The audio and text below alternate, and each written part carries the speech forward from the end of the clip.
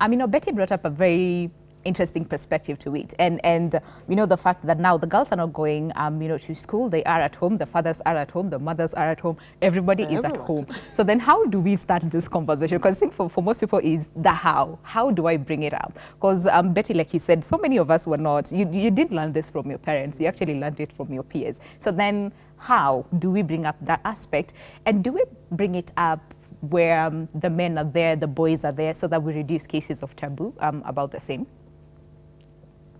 Thank you very much. Good morning, everybody. Good morning. What I'd like to say is that for today, for today's girl, for today's woman, let us demystify menstruation.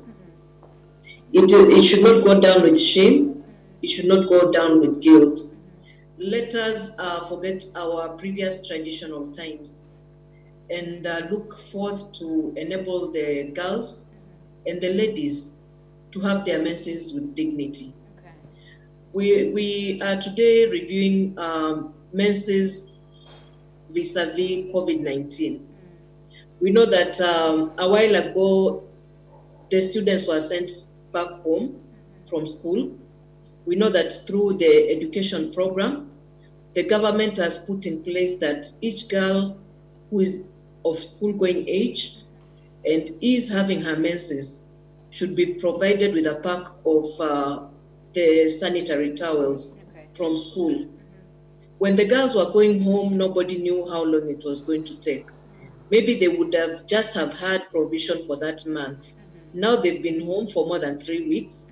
I'm sure most of them are already having their menses this week or next week, or have already had their menses. So what happens if they would have exhausted what they had? The next option would be to rely on a parent or a guardian. When we look at, let's say, Nairobi, for example, in Nairobi, 60% of our population lives in the informal. And you find that they will be disturbed because if I've worked for 300 shillings for today, I don't have security for going and getting the same job tomorrow. Will I feed my family or will I go and buy the sanitary pads? So they're in a dilemma. Previously, we've had surveys being done from reproductive health with different partners and the government. And we have found that when we are interviewing the ladies and they're giving us their testimonials, you'll find that it pushes a woman or a girl to as far as having sex to get some money so that she can buy something like the sanitary pads. We're in the COVID-19 situation. Let us look at such a scenario. If I will be compromised because I do not have the sanitary pads, that I have to go and engage in sexual activity to get some money to provide for myself, and maybe as a woman, maybe for myself and my daughters, would I also be exposed to a risk of getting COVID-19 if the person I'm getting intimate with is already infected and not showing signs? When we are engaging in this, are we not also allowing the girls and the ladies to get exposed to sexual transmitted infections, including HIV? As we know, we have rising numbers of cervical cancer.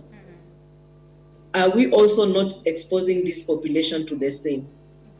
When I look at different strategies put in place and different actors who are looking at alleviating issues of COVID-19 within our communities, everybody is talking about emergency services, maybe the ambulatory services to health facilities past curfew hours.